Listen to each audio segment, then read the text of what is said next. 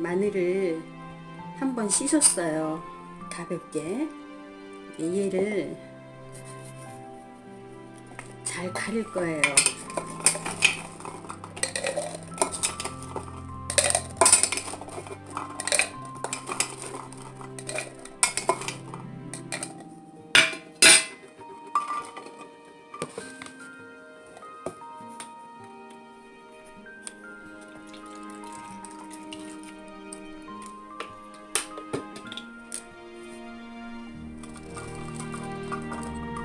이렇게 믹서기에 담을 때는요, 물을 마늘 용량에 맞춰서 물도 같이 맞춰주세요.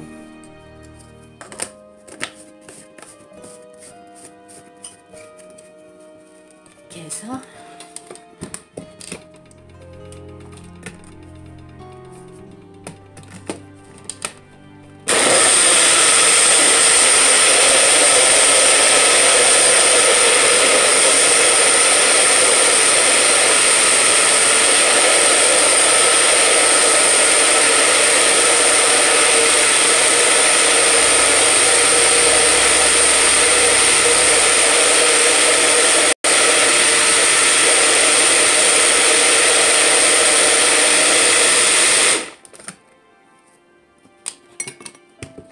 이렇게 1분 정도 곱게 갈아줍니다. 자, 얘를 이런 가벼운 플라스틱 통에 담을 거예요. 이렇게 하나 채우기 위해서 한 번 더 갈을게요.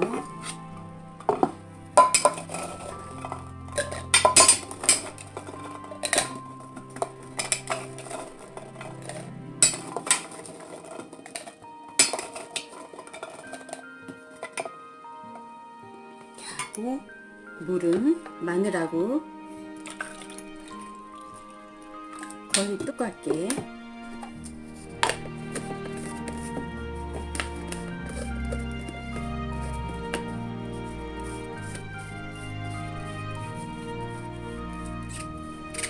해줍니다. 갈아볼까요?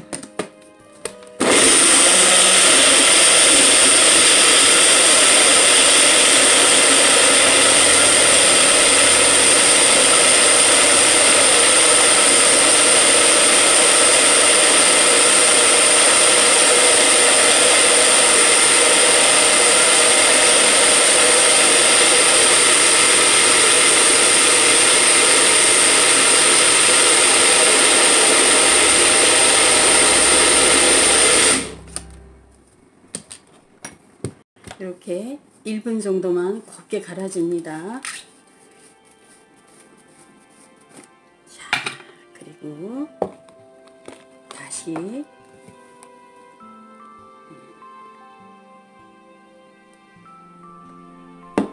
이 정도면은 될 것 같아요. 이렇게 플라스틱 용기에 담아서 랩을 씌워 가지고 이제 냉동실에 한 5시간 정도 넣어 줄 거예요. 5시간 후에 이렇게 잘 얼려졌어요. 이렇게. 아우, 세상에. 그러면은 얘를 이제 요리에 쓰기 쉽게 자를 거예요. 칼 들어가는 소리 나죠? 이렇게. 그리고 또 이렇게 잘라줍니다.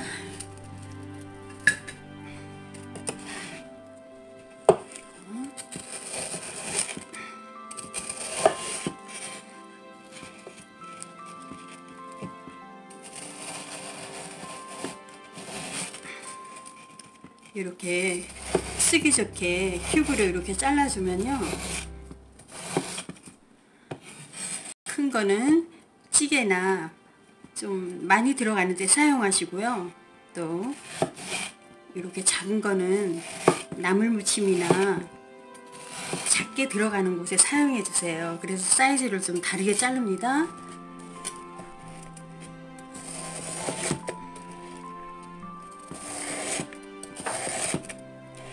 이렇게 잘라서 냉동실에 넣어두면은 색깔도 변하지 않고 아주 오랫동안 사용할 수 있어요.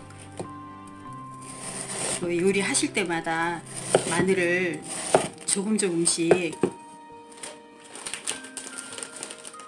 까서 사용하는 것보다는 이거는 플라스틱 지퍼백이에요. 이렇게 조금 넉넉하게 만들어 두셨다가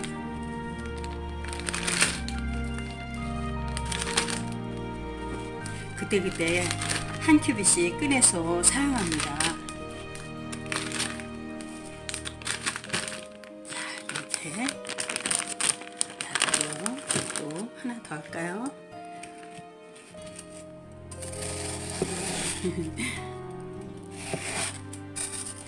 잘 얼었죠? 이렇게 써는 것도 그렇게 부담스럽지 않아요.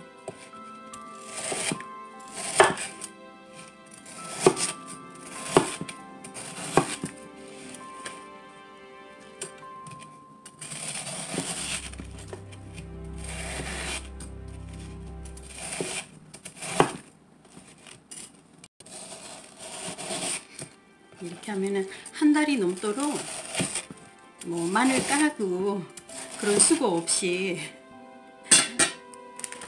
언제든지 편리하게 사용할 수가 있습니다. 이렇게 담을게요.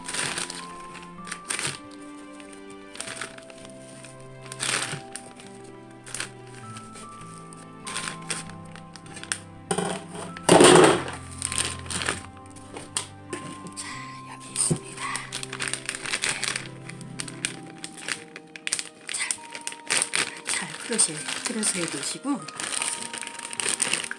넉넉하게 만들었죠? 얘를 냉동실에 이렇게 넣어두셨다가 뭐 생선 조림이나 나물 무침, 또는 뭐 볶음 요리, 찌개, 또 스파게티, 뭐 감자 조림 여러 마늘 들어가는 곳에는 다 넣으셔도 돼요. 그리고 겉절이 김치 하실 때에는 좀 넉넉하게 쓰시고요. 이렇게 하면은 참 예쁘게 큐빗으로 잘 만들어졌죠? 이렇게 만들어 놨다가 잘 사용해 보세요.